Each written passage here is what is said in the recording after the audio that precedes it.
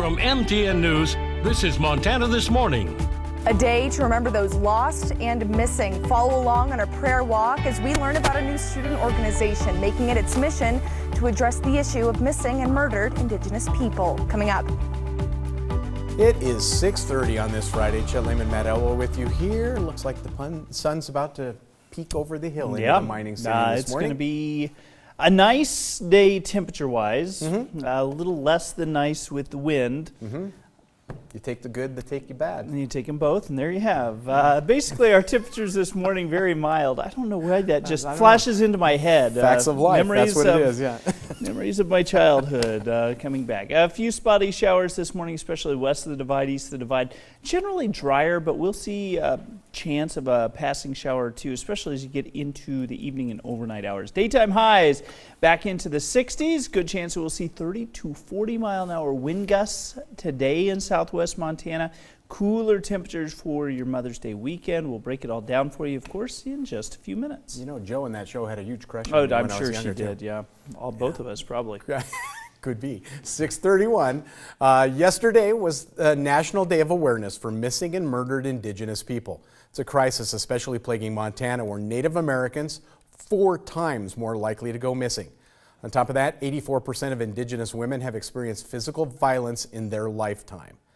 Now, MTN's Jane McDonald was at Montana State University yesterday as student leaders shined a light on this ongoing crisis. A day to remember those lost and missing, and a student group hoping to bring awareness year-round. We remember your spirit that makes us sing. We remember your spirit that causes us to dance. It's an epidemic across, not just the United States, but Canada.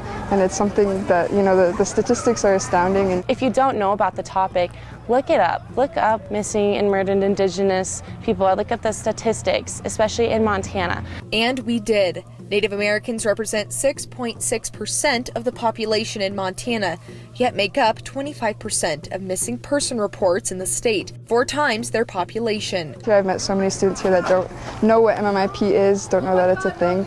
And same with just the community of Bozeman and, the country as a whole.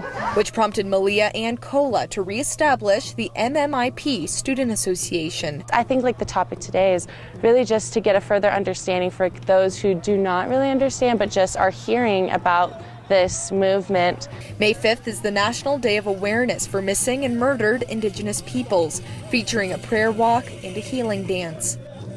But this club wants to make the message last longer than just one day. Maybe we can do more, and then maybe someone in the community will want to make a true nonprofit out of that, and just taking more steps towards that. Implement a lot of different things, including self-defense classes, for all students here, and just safety.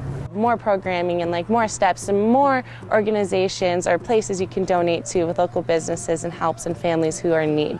So what can you do? Share a post, just as simple as that, and just reaching out and wanting to know more. Just remember their names, say their names. At Montana State University, Jane McDonald, MTN News. All right, thank you, Jane. 6:33 now. Nearly 60% of the United States population has had COVID, and more than 100 people have been fully vaccinated and boosted. But now many are reaching the tail end of their protection. Asher Karashi looks at what long-term studies are showing about COVID antibodies moving forward. Today, Alan Landay, a scientist who studies immunity and emerging pathogens, is himself one of the subjects of a 2-year large-scale study measuring COVID-19 vaccine antibody levels over time. I have not had COVID. It's been, very intriguing to see how my immune system has reacted. With mask mandates and social distancing disappearing, months after their last shots, many like Landay may be wondering how much their immunity has dropped off and whether they'll need even more boosters. What does it mean to me as an individual living in society, traveling, being among all my friends, my family, my relatives? Dr. James Moy is trying to answer those questions. Since the first vaccines rolled out, he's been tracking 1,100 healthcare workers post-vaccinations. We started drawing their blood 4 weeks after the second dose of the vaccine, and we've been drawing the blood every 3 months from there to see how long their antibodies last. We know antibodies drop to the point of being unprotective between 6 and 9 months after an infection, but Moy says they eventually drop significantly following a second shot as well. In our research, looking at people's antibody levels, at 5 months out, they've already dropped 80% from the peak levels.